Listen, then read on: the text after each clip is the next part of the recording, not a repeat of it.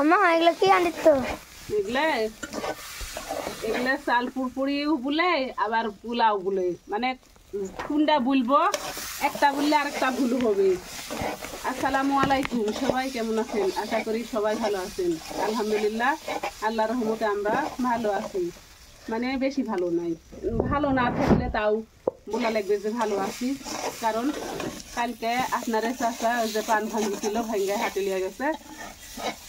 এমনিতেই বৃষ্টি আসে তো হাটের বেলা হয়ে গেছে, তার ভিতর আমার আবার যেদিন পান ভাঙে সেই দিনই বাজার সেই খারাপ যায় একবারে। মানে কথাই বলে না, গরিবের চাল দুলকেট পড়ে, মানে গরিবের চাল ঘাসের উপরে পড়ে। যে গরিবের চাল কিন্তু কম, আর ঘাসের উপরে যদি পড়ে চাল তাহলে তো ওই চাল আর খুঁটে লওয়া যাবে না। তো সব দিকেই লস। তাই বাজারে গেছে পান নিয়ে যায়, আমি এদিকে আশা করে বসে আছি যে পান বিক্রি করে আনলে বাজার করে আনবে, কিস্তির টাকা হবে। আর বড় পান ভাঙিছে যেহেতু, আমার তো মজা আসেনি মজা। কিন্তু বাজারে গেছে যে এক আশা করে বসে আছি আর আরেক আশা হয়ে গেছে। মানে পান বিক্রি করতে যায় কালকে এতই বাজার খারাপ, কি আর বলবো। পানের কোনো লেওয়া দেওয়া নাই। তো কিস্তির যে টাকা লাগবে তার অর্ধেক টাকাও হয়নি। এখন কিস্তি দিবে না বাজার করবে, কি অবস্থা একবারে। এইভাবে আর কতদিন যে আমারে চলবে, আর কতদিন কষ্ট ভোগ করা লাগবে আল্লাহ জানি একমাত্র। যদি পানের দাম থাকতো তাহলে আর এই কষ্টটা হতো না। তো এখন রাত্রে ভাবি যে কোনো বাজার নাই, কালকে কি রান্না করব। কালকে যাই হোক কোনোভাবে চলে গেছে এমন সেমন করে। এখন আজকে পেট তো আর বসে থাকবে না, পেটে তো ভাত দিতেই হবে।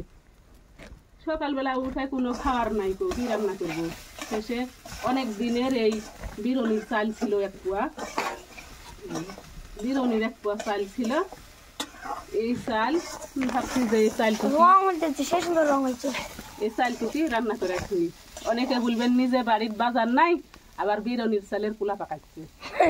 তে এই এই চাউলই কিন্তু আমার সম্বল ছিল।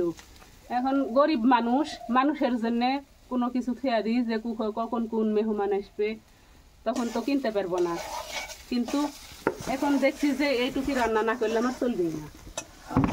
মেহমান যখন আসবে তখন দেখা যাবে।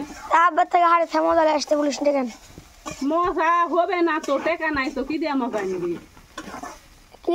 কিস্তির টাকা হচ্ছে না, আজকে যে কিস্তি এলা কিস্তি নিতে আসবে, টাকাই তো নাই। তো কিস্তি দেবে না, বাজার করবে। আমার মানে বাড়ি একবারে খালি ফাঁকা, কোনো বাজার নাই। চাউল নাই, বা পালাইয়া যাবো কোন জায়গায়। চাউল নাই, তেল নাই, তারপরে তেল সাবান নাই, কিচ্ছু নাই। তো কাপড় সব কালো হয়ে গেছে, কোনো সাবান পাউডার কিছু নাই।